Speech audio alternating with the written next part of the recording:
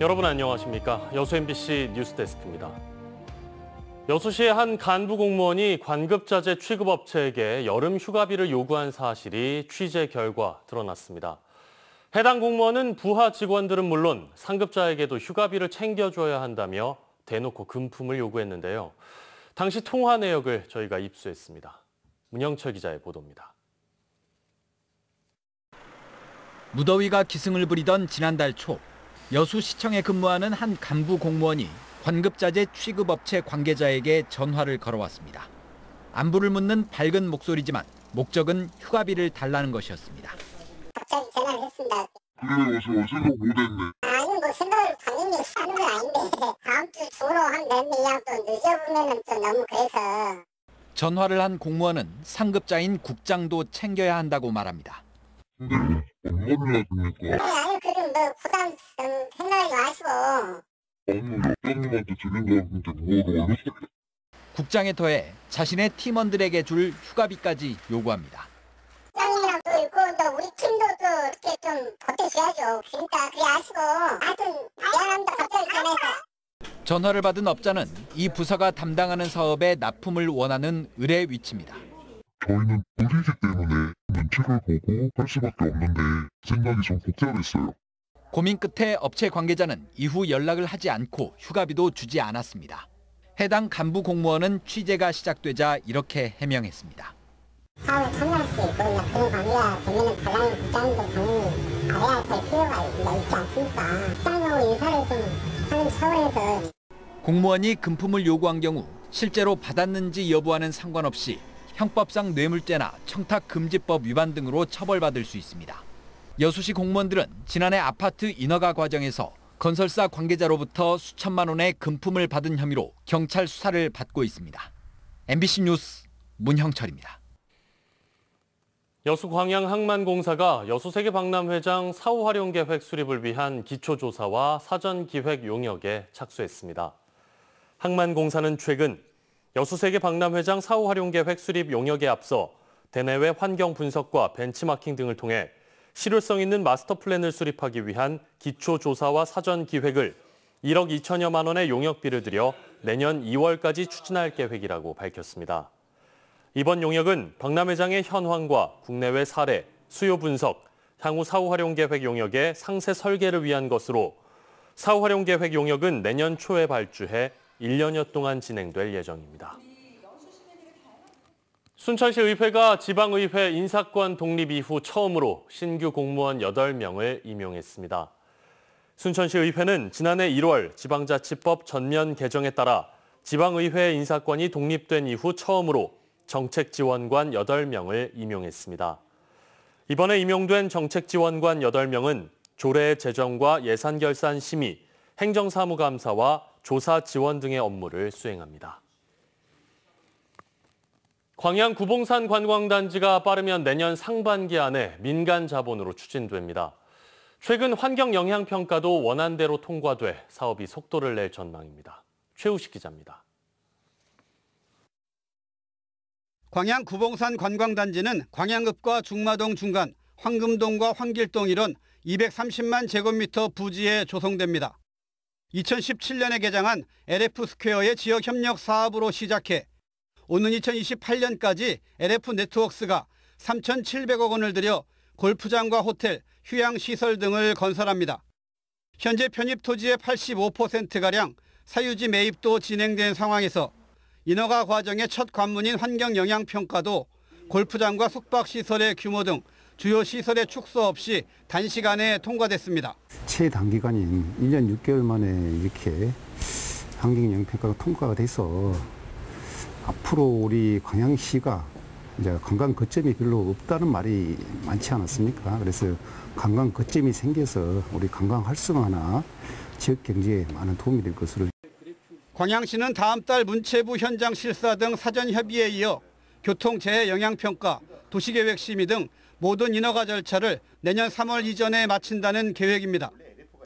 본격적인 공사는 내년 상반기 안에 시작할 수 있을 것으로 예상됩니다. 27홀 규모의 골프장과 230실의 호텔, 여기에 광양시가 추진하는 어린이 테마공원과 세계 최장 출렁다리, 철강도시 체험형 조형물 등이 함께 조성될 예정입니다. 광양의 첫 관광 거점으로 구봉산 권역이 기대를 모으는 이유입니다.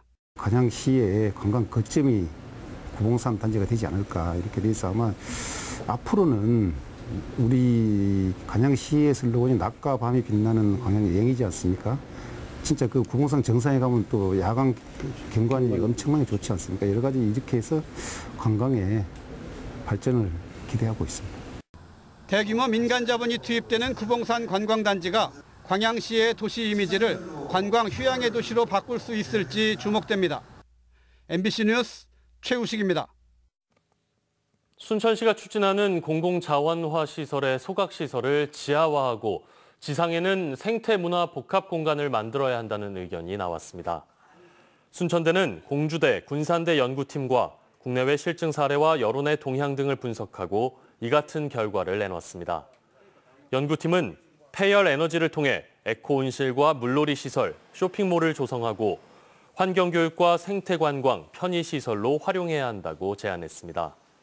전문가와 시민을 대상으로 한 조사에서는 엄격한 환경 영향 평가를 실시하고 공해와 사고 발생 가능성을 최소화해야 한다는 응답이 나왔습니다. 순천대는 다음 달 6일 최종 보고회를 열고 연구 결과를 발표할 예정입니다.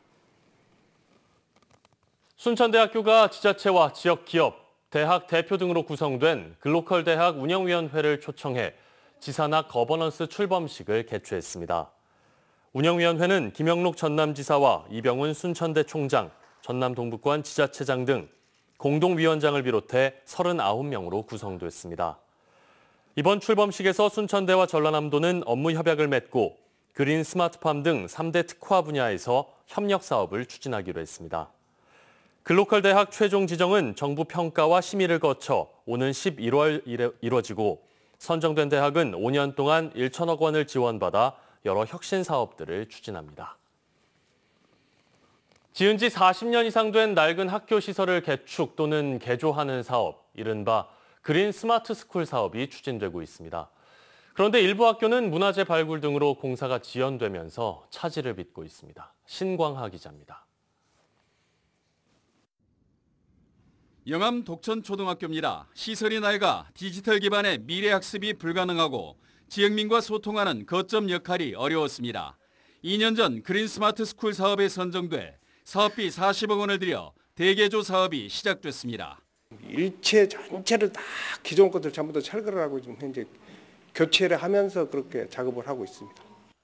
40년 이상 된 노후 학교를 미래교육에 적합한 공간으로 바꾸는 사업이 추진되는 학교는 모두 97곳, 지난 21년 50곳, 지난해는 32곳, 올해는 15곳이 각각 선정됐습니다. 79곳은 국비가 투입되는 재정사업으로 진행되지만 목포 동초등학교와 여수 소초등학교 등 18곳은 임대형 민자사업, BTL 방식으로 진행됩니다. 용어도 다소 생소한 그린 스마트 스쿨 사업은 대상 학교의 기능과 설계 과정, 공사기간 학생들의 수호권 보장 등으로 다소 더디게 진행되고 있습니다. 또 해남 서초등학교와 같이 문화재 발굴 구역으로 지정되면서 공사가 1년가량 지연되는 곳도 있습니다. 전남교육청은 낡은 학교를 미래학교로 탈바꿈시키는 사업이 다소 더디지만 차질 없이 추진하겠다고 밝혔습니다. 학교 의견 수렴을 듣다 보니까 상당히 좀 늦어진 부분이 있지만 저희들은 어쨌든 간에 이 부분에 대해서 최대한 학교하고 협의해서 빠른 시일 내에 공사가 완공될 수 있도록. 사업 선정에서 준공까지 최소 4년이 소요되는 스마트 그린스쿨 사업.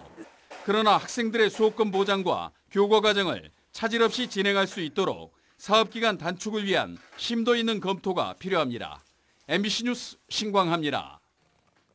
고흥군이 매주 토요일 상설 공연으로 진행하는 녹동항 드론쇼가 이번 추석 연휴에는 더 특별한 공연으로 진행됩니다. 고흥군은 오는 30일 밤 9시에 진행될 녹동항 드론쇼가 500대의 드론으로 더 입체감 있는 연출에 불꽃까지 더해져 더 화려한 공연을 선보인다고 밝혔습니다. 녹동항 드론쇼는 민선 8기 공약 사항으로 지난 5월에 시작해 오는 11월까지 상설 군집 비행 공연으로 진행되고 다음 달부터는 일몰 시간을 감안해 저녁 8시로 1시간 앞당겨 진행됩니다. 조계원 더불어민주당 중앙당 부대변인이 여수 을지역구 총선 출마를 선언했습니다. 조 부대변인은 오늘 여수시청에서 기자회견을 열고 여수 정치의 체질 개선을 이뤄내고 새로운 여수 발전의 발판을 마련하겠다며 여수형 기본사회 정책을 실현하고 여수공항의 국제공항 지정과 남해안 개발청 유치 등을 통해 여수를 국제해양관광의 거점 도시로 만들겠다고 밝혔습니다. 또 여수 율촌 지역을 문화와 경제, 의료 등이 어우러진 복합 신도시로 육성하고 국가 산단의 안전과 지속 가능한 성장을 위한 정책을 추진하겠다고 설명했습니다.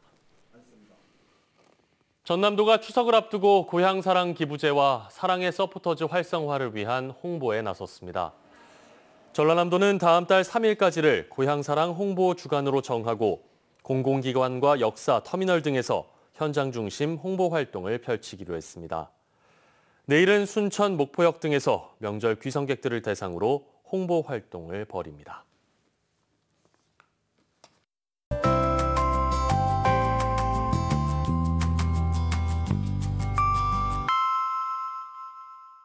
날씨와 생활정보 정리해드리는 생활포커스입니다.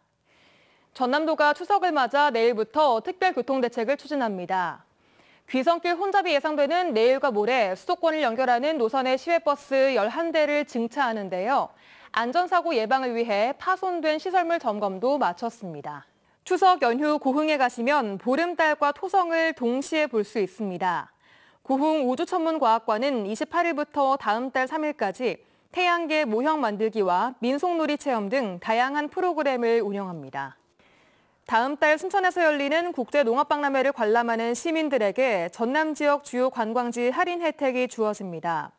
국제농업박람회 측은 여수 해상케이블카와 광양 와인동굴 등 20곳에 대한 입장료를 최대 50%까지 할인받을 수 있다고 밝혔습니다.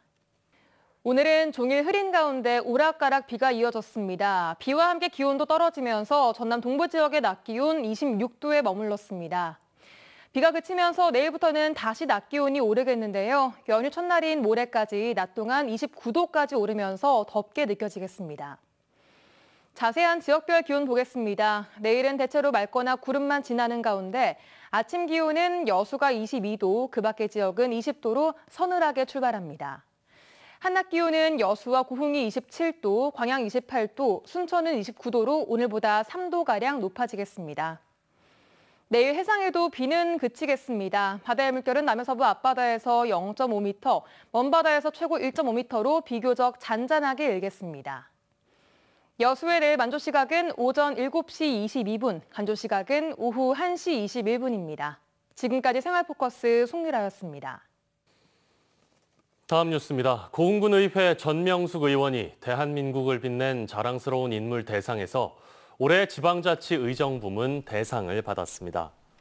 전 의원은 제9대 고흥군의회 운영위원장으로서 군민들의 행복을 위한 4건의 조례 제정과 복지 사각지대에 관한 각별한 노력이 높은 평가를 받았습니다. 자랑스러운 인물 대상은 대한민국의 미래와 발전을 위해 헌신하고 평소 각 분야에서 본보기가 되는 모범인들을 발굴해 시상하고 있으며 올해로 9회째를 맡고 있습니다. 순천시가 재활용품 무인 회수기를 추가로 설치합니다. 순천시는 생활 속 재활용품 쓰레기를 회수해 포인트를 적립해주는 무인 회수기를 추가 설치할 계획입니다.